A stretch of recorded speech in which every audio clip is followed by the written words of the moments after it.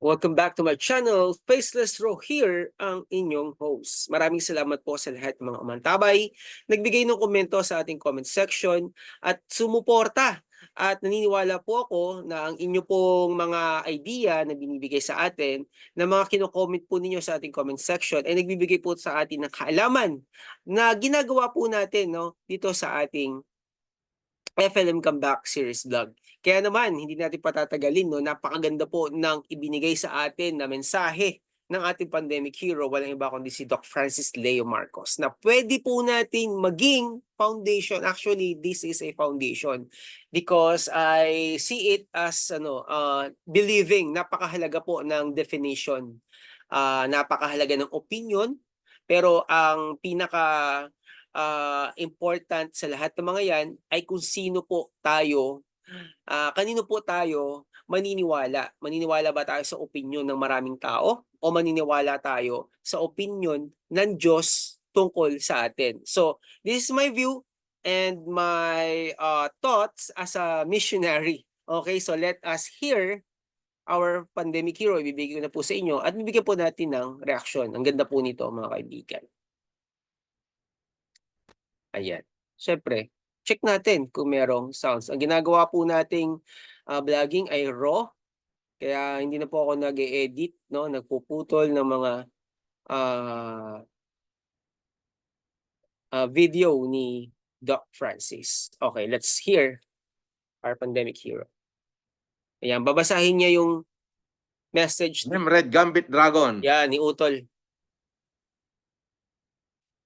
Bilangin nila kung ilang tao po napangiti mo, sir. Alam mo, tandaan mo to, Kikay, no? Ayan. Ito, never explain yourself to any whom or to anyone.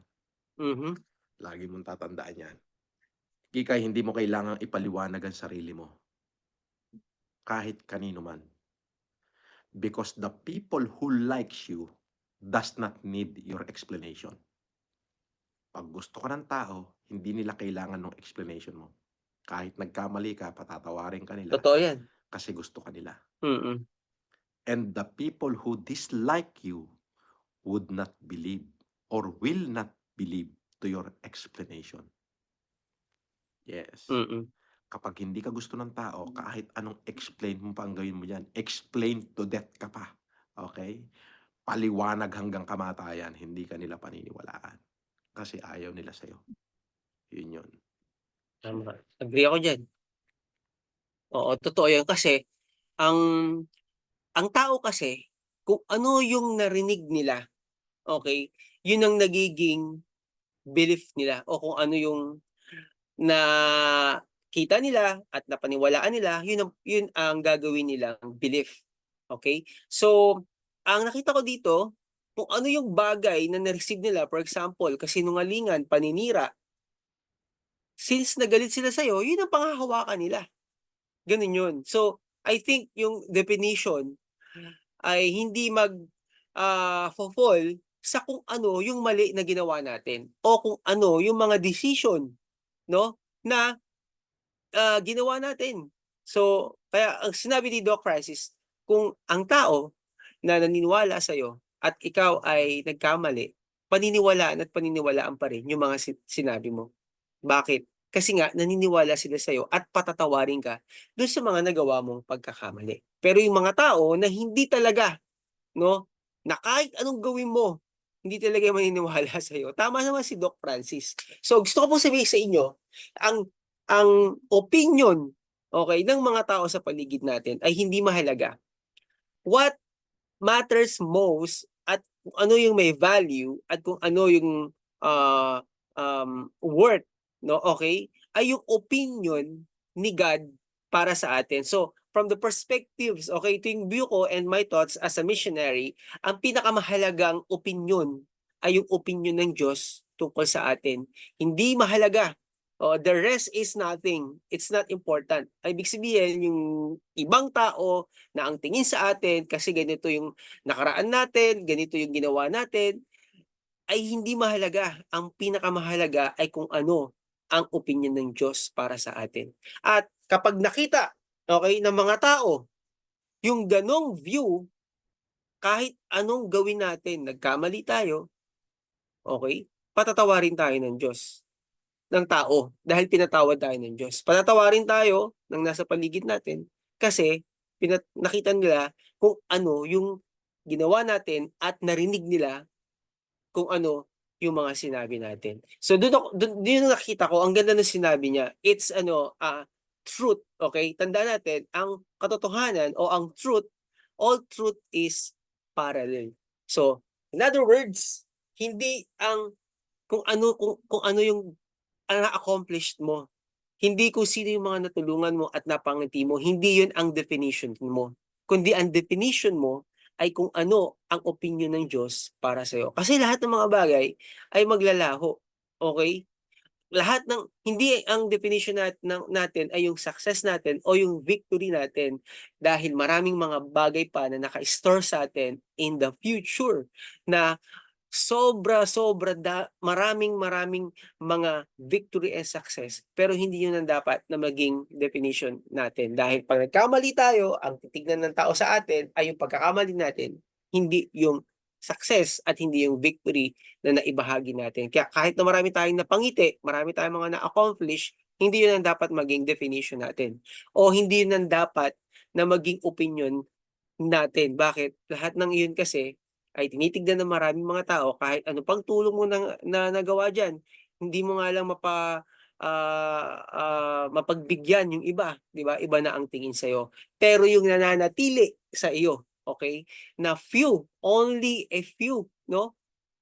Ay mga sinent ng ni God sa iyo. Yun yung mga kinonect ni Lord sa iyo na kahit magkamali ka, okay, maniniwala at maniniwala sa'yo. Parang napahaba na yata yung sinabi ko. Ang ganda kasi nung sinabi ni Doc Francis eh.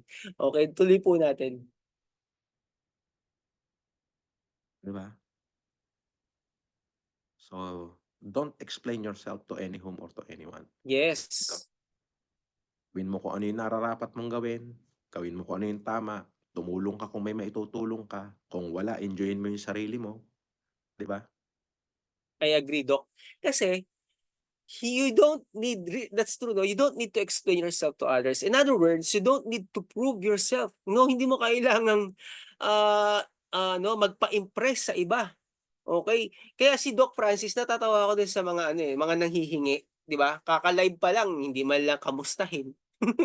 Doc, palipad ka naman diyan. Ay, Doc, pa-GCash ka naman diyan, 'di ba? Di mo man lang kamustahin si Doc Francis. Doc, kumusta naman? Dapat may ganun man lang eh, no?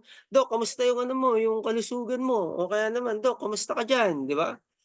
Dapat ganun eh, hindi yung 'pag nakita mo yung live, hingi ka agad, parang pang-aabuso naman po yun ng tao, ng kapwa natin, 'di ba? Tapos 'pag hindi natin nabigyan, magtatampo. Okay, so hindi natin kailangang explain yung sarili natin sa kanila. Bakit? Kasi we are already been approved. Katulad, babalik ko po sa explanation ko in spiritual things, no? You don't need to prove yourself to others or impress others, no? Sa mga ginagawa mo na mga katulad din sinabi ni Doc na mga pagtulong. Hindi natin kailangan yun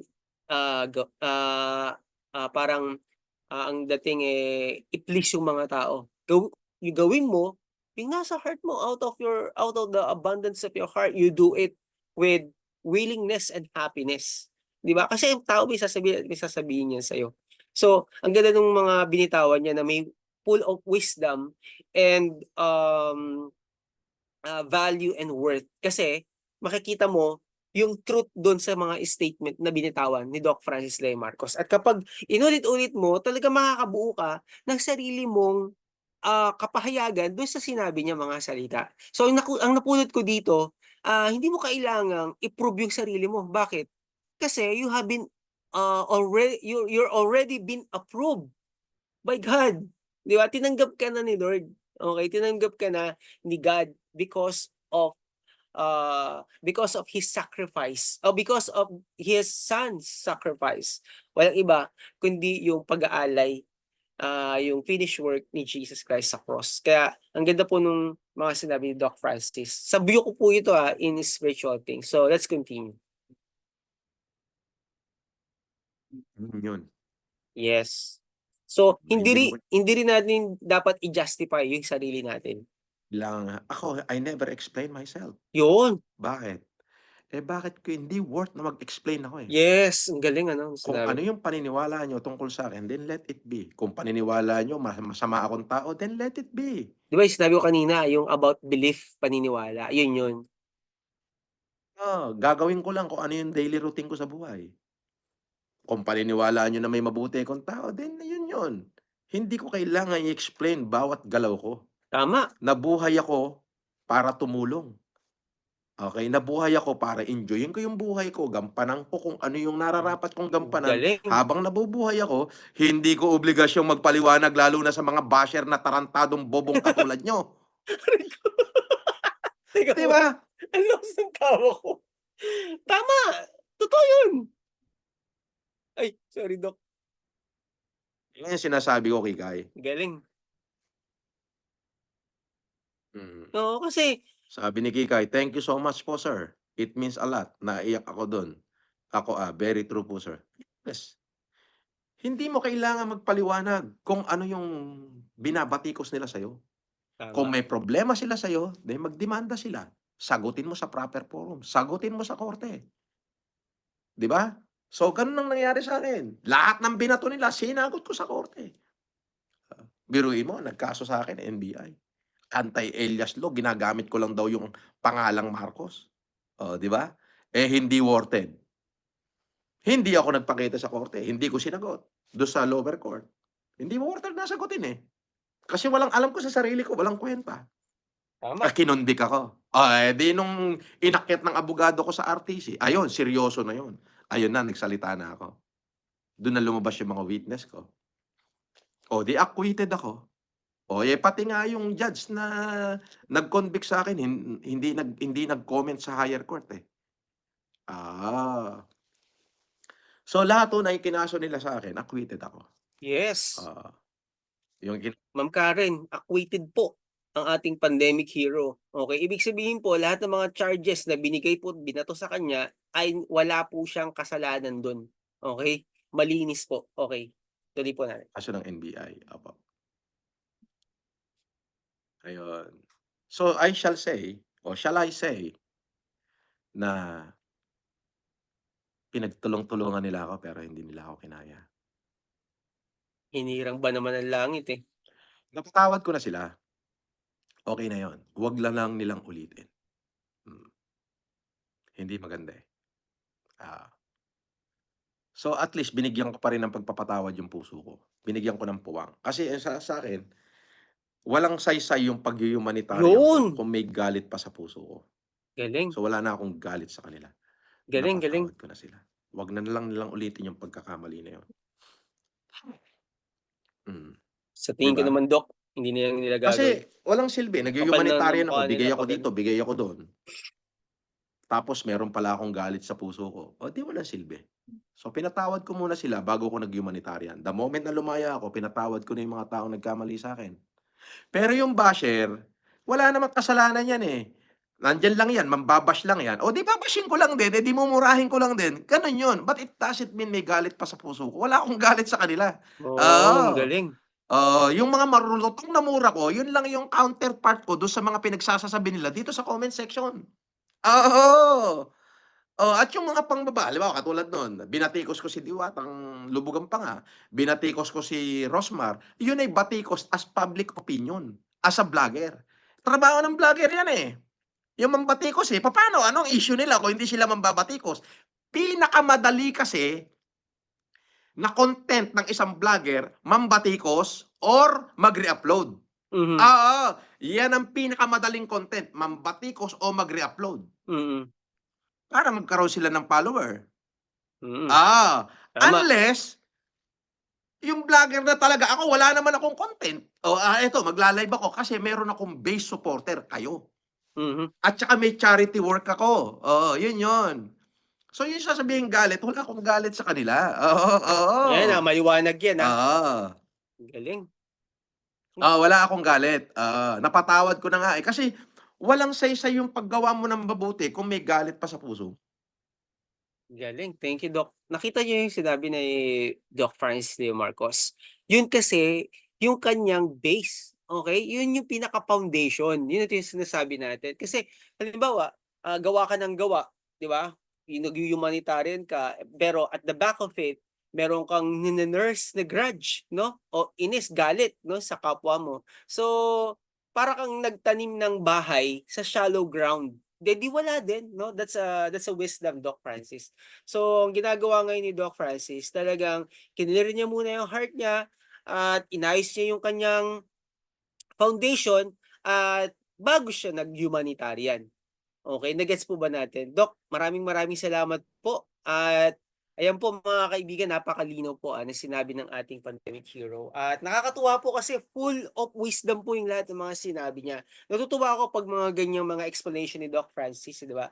At, kapupulutan ito ng mga, karunungan. Hindi lang sa atin na mga ano na mga not so young, not so young, 'di ba?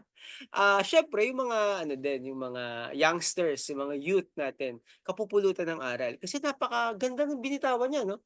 Gumagawa tayo ng isang bagay tapos, at the end pala nun, 'pag chineck tayo in X-ray, ay naku meron ka pa nag-nurse ka pala ng grudge, 'di ba? Pero siya, sinet aside niya lahat yun, in-unmask niya yung sarili niya bago niya gawin yung humanitarian, malinis yung puso niya. Ang ganda nung sinabi niya 'no, babalikan natin. Yung sinabi niya na kaya niya kaya siya nagsasalita 'no, kasi kapag ang tao, for example ito lagi kong na example si Apostle Paul 'no. Si Apostle Paul nag-mission tapos, pinersecute siya and then nung hinuli siya ng mga centurion hindi siya nagsasalita 'no. Talagang hindi siya nagsasalita kahit na pinahirapan na sila hindi pa rin sila nagsasalita. Now, nung siya ay iaakyat na sa mataas na court 'no, si Apostle Paul at ikukulong na sila, in other words 'no, sesentensyahan na, nagsalita siya. Anong sabi niya? Ganito ba kayo dito sa, Roman citizen? Kasi ang taas ng Roman citizen, 'di ba? Ang Israel ay colony that time ng Romans. So, ang taas ng influence ng Romans dahil during that time talagang, namayagpag sila sa pagko-conquer, 'di ba, ng mga nations. So, isa sa na-conquer nila ay ang Israel at ginawa nila itong colony. So, si Paul, nagtanong siya ngayon, sabi niya dun sa centurion na humuli sa kanya, "Ganyan ba kayo mag-treat ng mga hinuhuli ninyo?" Tas sabi nung isang sundalo, "Bakit ganyan ka magsalita?" "Kasi ano, ako ay isang Romans." Sabi ni Paul. Sabi nung sundalo, "Sigurado ka? Roman citizen ka?" "Yes," sabi ni Paul. Sandali lang, tinawag ni sundalo yung is nung ay yung mataas niyang leader, yung kapitan. Ito palang pinapahirapan natin ay isang romance. So nagulat sila lahat 'no, na na parang natatakot. So pinuntahan nung kapitan na centurion si Paul at tinanong, "Totoo ba na ikaw ay isang Romano?" Sabi niya. So, "Hindi mo ba alam," sabi niya kay Paul, "yung citizenship ko as Roman binili ko sa malaking halaga." Sabi nung ano, nung captain 'no, ng centurion. So ang sabi naman ni Paul, "Ako hindi ko binili 'no, pinanganak akong Romano." So napa-atras sila, kasi alam niyo kung bakit? Puwede silang kasuhan 'no, ni Paul sa ginawa nilang pagpa-flogging 'no, pagpapahirap kay Paul at ilang araw na hindi tinreat as Roman citizen. So puwede silang kasuhan. Hindi nila puwedeng gawin 'yun sa isang citizen ng ano, ng Romans. So gano'n. So nung nagsalita si Paul nagulat sila 'no, pinakawalan na si Paul completely free. Talagang walang charges na binigay kay Paul. So gano'n din yung ano 'no, gano'n din yung ina-explain ni Doc Francis Leo Marcos, nakapupulutan ng aral. Kasi 'pag hindi ka nagsalita sa mga vlogger na 'yan, okey, lagi ka na lang niyang gaganyanin at ang pangit nito, yung opinion na yun, yung sinasabi niya ng basher na yun ay puwedeng maging belief, maging paniniwala ng maraming mga tao at sabi nga nung isang propagandista ni Hitler, 'di ba? 'Pag ang kasinungalingan ay sinabi mo ng paulit-ulit, ng paulit-ulit, ng paulit-ulit at nagpasa sa mga iba't ibang klase ng iba't ibang henerasyon 'no, ito ay nagiging katotohanan. Yun ang pangit, 'di ba? yung kasinungalingan kapag lagi mong sinasabi at sinasabi, ito ay nagiging katotohanan. Kaya ito yung ginagawa ni Doc Francis Leo Marcos, the battle of narratives. Okay? Kaya dito sa ating pong platform in our channel, dito sa aking channel, talagang ide-defend natin si Doc Francis Leo Marcos. Okay? So, yun na po yung gusto kong sabihin doon sa mga sinabi ni Doc Francis Leo Marcos na ang daming mga kapupulutan ng kaalaman at karunungan doon sa mga statement na sinabi niya. Di ba? Yun lang yung sinabi ni Doc Francis pero ang dami nating pwedeng i-explain. No? Maraming salamat, Doc Francis. Doc Francis Leo Marcos, syempre ang ating pandemic hero. At syempre sa inyo po na patuloy na sumusubaybay at sumusuporta dito po sa ating ginagawang series vlog. Okay, salamat po sa lahat. Yun lang muna at salamat sa inyo pong pagmamahal syempre sa ating pandemic hero. Walang iba kundi si Doc Francis Leo Marcos.